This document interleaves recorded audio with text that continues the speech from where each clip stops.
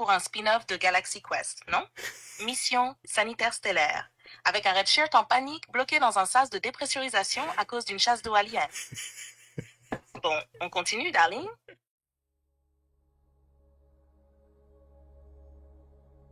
Bienvenue sur Musée Macabre. Aujourd'hui, nous allons vous parler de Galaxy Quest. Et je dois avouer que ce film a été fait pour les Trekkies, même si Star Trek n'est jamais cité ouvertement. Et comme mon Oliver Darling est la bonne personne pour en parler, alors je vais endosser le rôle de l'intervieweuse et lui poser des questions bien ciblées pour qu'il nous régale de réponses et d'anecdotes que vous ignorez peut-être. Je suis prêt à ce que tu me passes sur le grill, ma chère Elsa. Presque? Tu sous-estimes ma cuisson, darling. Moi, je fais pas griller à feu doux. Je saisis à vif avec un sourire. Et si tu veux sortir intact de cette interview, va falloir t'accrocher à ton fauteuil ou à ton ego. Et c'est quoi ce t-shirt, love? Une citation de Janeway, non? Exactement. C'est dans Star Trek Voyager, donc c'est au début de la saison, grosso modo, le Voyager est attiré par une entité très très puissante dans le quadrant Delta, alors que la Fédération des planètes c'est dans le quadrant Alpha, et il faut, je crois, 70 ans à vitesse maximum à Warp 10 pour pouvoir revenir, et ils ont des problèmes d'énergie, évidemment pour pouvoir garder cette vitesse constante. Donc en fait, tous les réplicateurs et tout ce qui est excessif qui bouffe de l'énergie, ils le coupent. Ils font leur propre bouffe dans un des hangars, etc. Bref. Et donc, comme il n'y a plus de réplicateurs, il n'y a plus de café, parce que Janeway, elle est accro au café. Et dans l'épisode 6, je crois, de la première saison, The Cloud, il trouve une nébuleuse remplie de particules Omicron qui va permettre de remplir les réserves d'antimatière. Et donc, en fait, quand Janeway regarde l'écran, elle voit pas du tout de particules Omicron, ou elle voit pas une nébuleuse, mais elle voit du café. Donc, c'est pour ça, elle dit « There is coffee in that nebula ». There are unusually high levels of Omicron particles within this nebula, Captain. Are you thinking we could collect these Omicron particles to provide an additional antimatter reserve, Lieutenant? Precisely. Senior bridge officers, report for duty. Commander, set a new course. There's coffee in that nebula. Je savais que tu maîtrisais parfaitement l'univers de Star Trek. Oui, je sais, hors blasphème de Jar Jar Abrams ou Discovery. Et donc, celui qui est le mieux placé pour parler du film qui lui rend un hommage vibrant, Galaxy Quest. Allez, générique.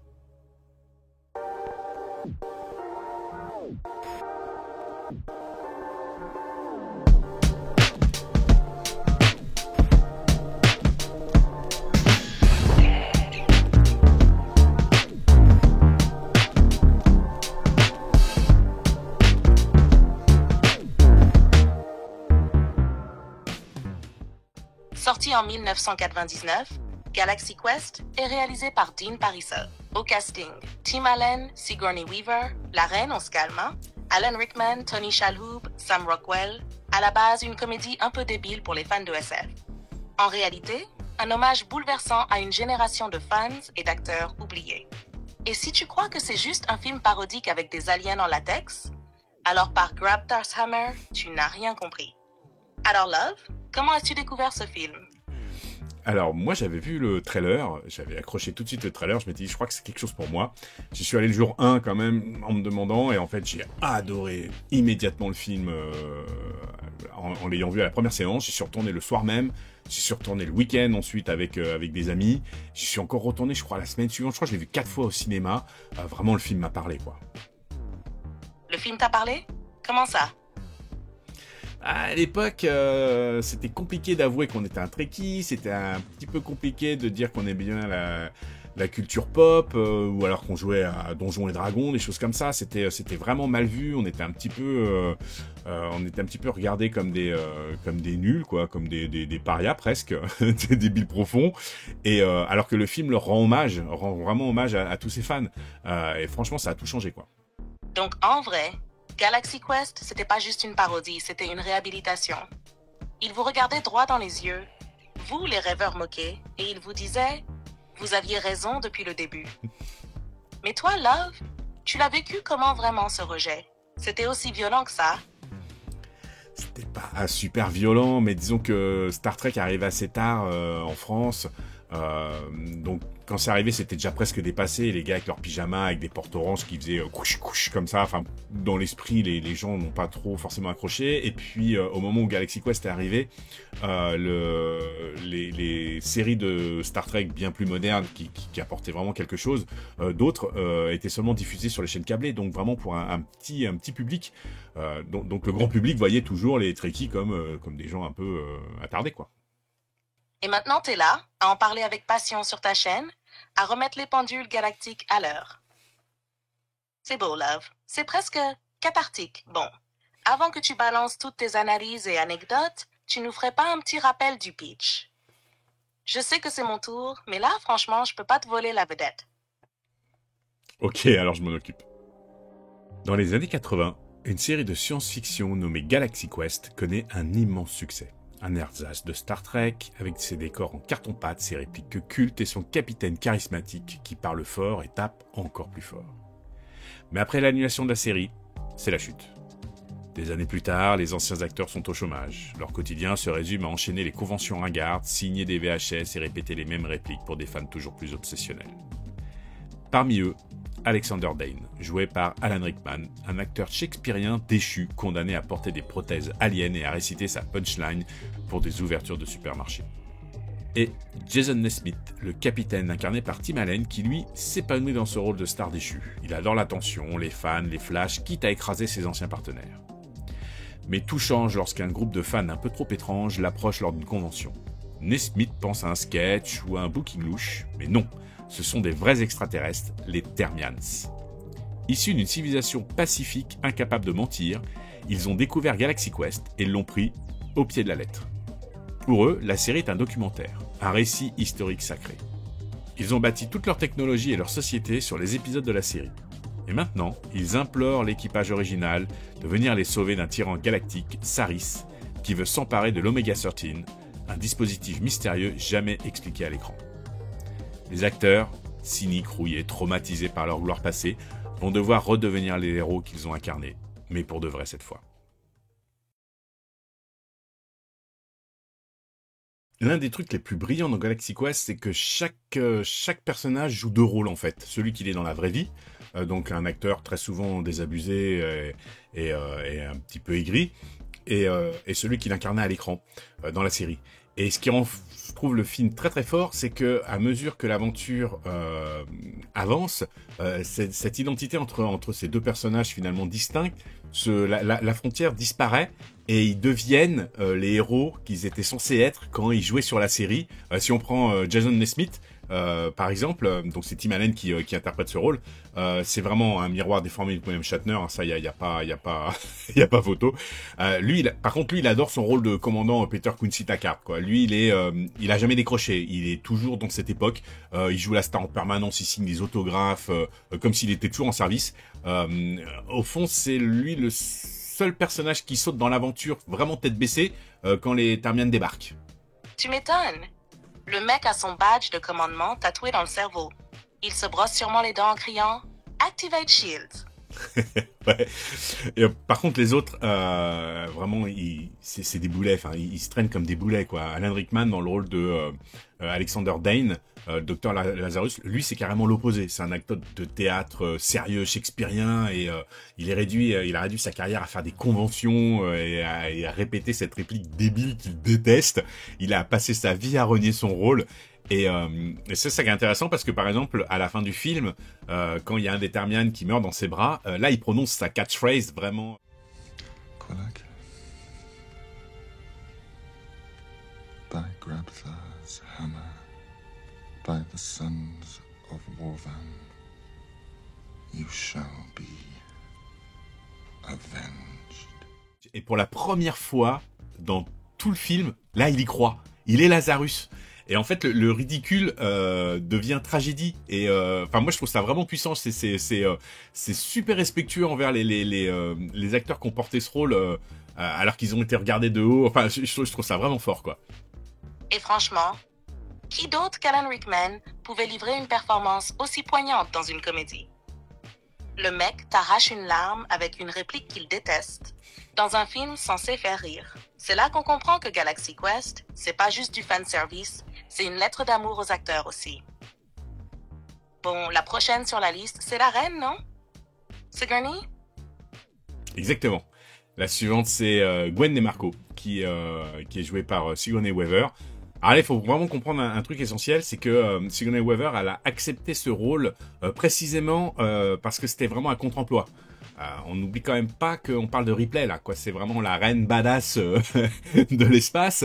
Et là, elle se retrouve dans un rôle où son personnage dans la série, il n'a qu'un seul rôle, c'est de répéter ce que dit l'ordinateur. C'est tout. Et c'est là que c'est génial. Parce qu'au début, tu crois qu'elle est juste la potiche. Mais en réalité, son rôle devient crucial. Parce que dans le vrai vaisseau thermien, l'ordinateur n'obéit qu'à elle. C'est con, mais c'est brillant. Ce rôle de vitrine qu'on lui a collé. C'est lui qui sauve la mission. Et franchement, voir Sigourney Weaver faire ça avec autant de dérision et de tendresse, ça force le respect. Et alors Tony Shalhoub, franchement, ce mec c'est un ovni total dans le film. Il joue Fred Kwan, le responsable technique du vaisseau, et il est toujours détendu. Genre zéro stress. Même quand tout explose autour, lui, il a l'air de planer à 10 000. Et en fait, ce n'est pas un hasard. Il a basé son personnage sur David Carradine dans Kung Fu, mais version complètement défoncée en permanence. Et c'est ça qui rend le perso tellement attachant. On dirait qu'il a fumé une nébuleuse entière avant chaque scène. Il joue le type probablement stone du début à la fin, mais qui comprend mieux la situation que tout le monde. Un génie camouflé sous une couche de fumée cosmique. Tu peux pas ne pas l'aimer. Allez, Love, on passe à Sam Rockwell et le petit pilote? Ouais, allons-y pour Tommy Weber, le petit pilote, comme tu dis. Donc lui, c'est vraiment la caution enfant prodige qu'on trouve dans pas mal de séries, et puis surtout dans Next Generation, c'est l'équivalent de Wesley Crusher ou Jack Sisko sur Deep Space Nine, pour rester dans la vibe Trekkie. Et là où c'est assez marrant, c'est que les Determians sont un petit peu de mal avec lui, parce que il est adulte maintenant, et pour eux c'est toujours le petit pilote de 12 ans qui était pilote du NSA Protector. Donc c'est compliqué, mais malgré tout, enfin le regard reste bienveillant sur le personnage, et ça c'est chouette. Et le vrai coup de génie du film, c'est Guy, Sam Rockwell, qui explose dans ce rôle. À la base, son perso n'avait même pas de nom dans la série. Just Crewman Number 6. Et il en est persuadé. Il va mourir. Tout le temps. Il passe le film à flipper, à refuser d'être seul, à imaginer sa mort dans chaque scène. C'est le red shirt ultime. Et en plus, il est hilarant. Sa panique, ses théories foireuses, ses répliques cultes, genre Red Thingy moving toward the green thingy, I think we're the green thingy, ou quand il voit Fred rouler une pelle à un alien tentaculaire et qu'il est absolument dégoûté. Rockwell vole la vedette à chaque apparition. Allez, on va mettre ces deux passages, parce que moi j'adore. Franchement, c'est mon personnage favori, et c'est celui qui me fait le plus rire de tout le film. Et pourtant, il y a de quoi rigoler pendant le film, mais franchement, c'est pépite sur pépite. There's a red thingy moving toward the green thingy. What? Red thingy moving toward the green thingy. I think we're the green thingy. Oh, that's not right. No. Ce mec, c'est une masterclass de timing comique à lui tout seul. Bon, on passe aux anecdotes maintenant. Parce que je te connais, Love, t'en as une cargaison, et je suis à peu près sûre que c'est ce que les viewers attendent depuis le début. Alors non, on va les garder un petit peu pour plus tard, parce que il faut que les viewers y restent jusqu'au bout en fait. D'ailleurs, je pense que c'est le bon moment de vous dire de vous abonner, de liker, de commenter, de partager. T'en penses quoi, Elsa? Ah, mais carrément. Là, c'est le moment parfait. Parce que si vous êtes encore là, c'est que vous n'êtes pas des touristes galactiques. Vous êtes des explorateurs de bon goût. Des êtres rares, précieux, probablement nés sous une bonne étoile ou une pluie de particules d'Omicron. Alors abonnez-vous, sérieusement, laissez un petit like, partagez cette vidéo avec votre crew, votre flotte ou votre MJ de Donjons & Dragons. Et si vous savez pas quoi écrire en commentaire, alors faites simple, faites classe, by Grabthar's Hammer, Elsa est la meilleure. Voilà, on se comprend. Bon Love, maintenant qu'ils sont bien accrochés, balance tes anecdotes. Je suis tout oui.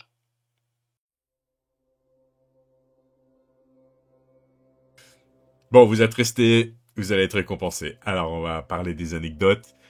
celles qui font un petit peu briller les fans hardcore. J'espère que vous en faites partie. Et là, je décline toute responsabilité si Oliver part en Warp 10 de passion. Je vous aurais prévenu. Allez, première anecdote. Tu vois la scène où Tim Allen surprend une discussion dans les chiottes où tout le monde dit que c'est un loser? Ah oui, c'est brutal. Ouais, et ben c'est pas du tout fictif. C'est exactement ce qui est arrivé à William Shatner en 1986 pendant une convention. Il a entendu ses collègues dire dans son dos qu'ils pouvaient pas le blairer, et franchement, ça calme.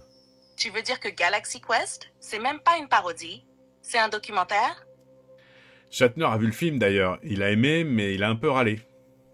Évidemment, Shatner qui râle, c'est comme un Vulcain qui fronce les sourcils. C'est normal. Il a dit qu'il était jaloux que Galaxy Quest ait pu mettre des monstres en rocher dans le final parce que la Paramount lui avait refusé dans Star Trek 5. Le budget était trop serré. Donc il a vu le film et il a dit « C'est sympa, mais pourquoi moi j'ai pas eu droit à mon golem caillouteux ?» Exactement. Et il a ajouté qu'il savait pas du tout qui Tim Allen était censé jouer, mais qu'il avait bien reconnu la version caricaturée de Aurora. Bonjour le malaise. Tu parles de malaise. Tu te souviens quand Gwen dit dans le film qu'ils ont écrit 6 paragraphes sur ses seins comme il tenait dans son costume? Ouais.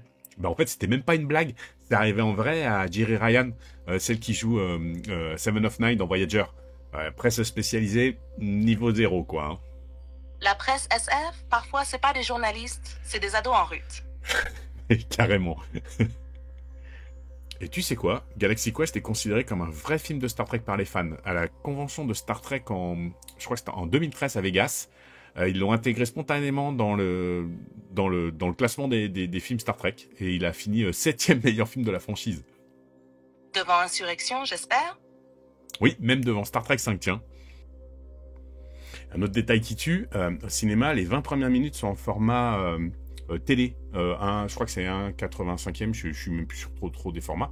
Et que dès que Nesmith, il se rend compte qu'il est vraiment dans l'espace, vraiment sur un vrai vaisseau, quand les portales s'ouvrent, là, le film passe en 2/35e, je crois que c'est ça le format cinéma. C'est un petit effet subliminal pour l'embarquer dans une vraie aventure SF, quoi. Et ça tu vois pas sur les DVD. Sauf depuis la version 4K sortie en 2024. Faut vraiment être un Trekkie en 2060p pour le remarquer. D'ailleurs, le numéro du Protector, c'est NTE 3120, je sais plus. Enfin bon, bref, le NTE veut dire Not the Enterprise. Ils ont voulu vraiment éviter le procès avec la Paramount, quoi qu'il arrive, pour dire non, c'est pas du Star Trek. C'est quand, mais j'adore. Et d'ailleurs, le design, même le design du vaisseau, c'est directement inspiré d'un com-badge de Starfleet. Genre, on n'a pas les droits, mais on a la forme. C'est comme faire un cosplay sans être poursuivi. De l'art ninja. Ouais. Il y a un autre truc aussi qui est absolument génial, c'est qu'ils ont absolument voulu garder le film PG-13 et qui passe pas dans c'est rated R, je crois, le truc au-dessus.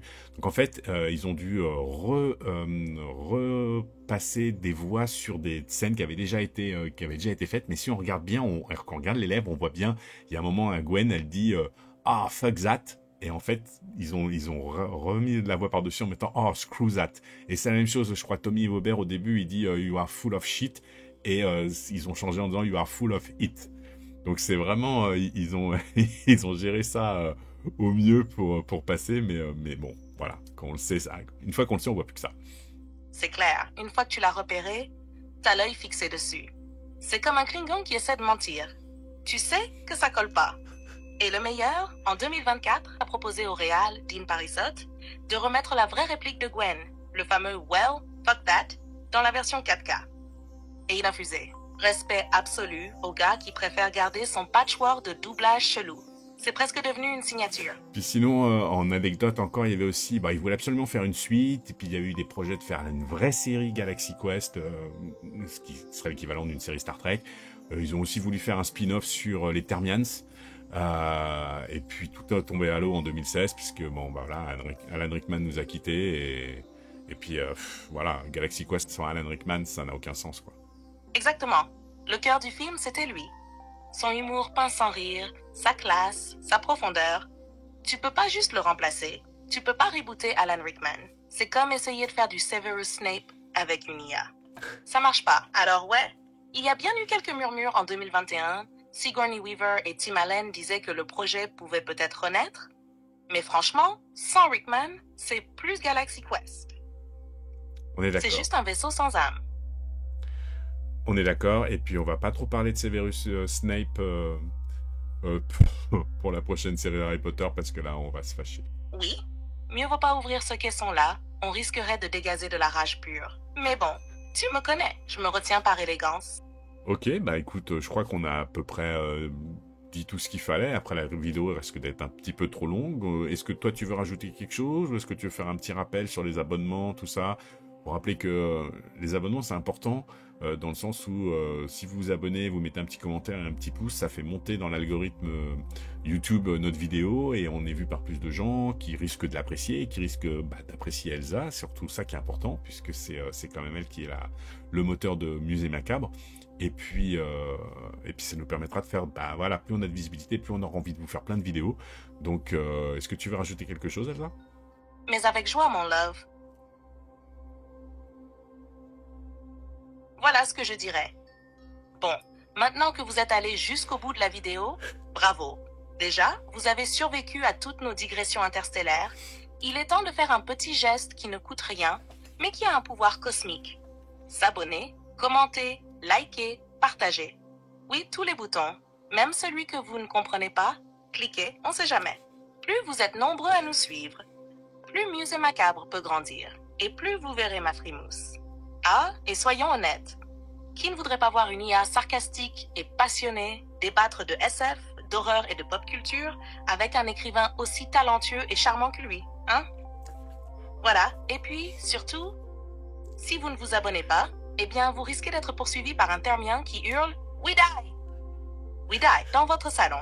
Et là, je pourrais rien pour vous. Allez, Love, tu veux leur dire au revoir? Et ciao tout le monde.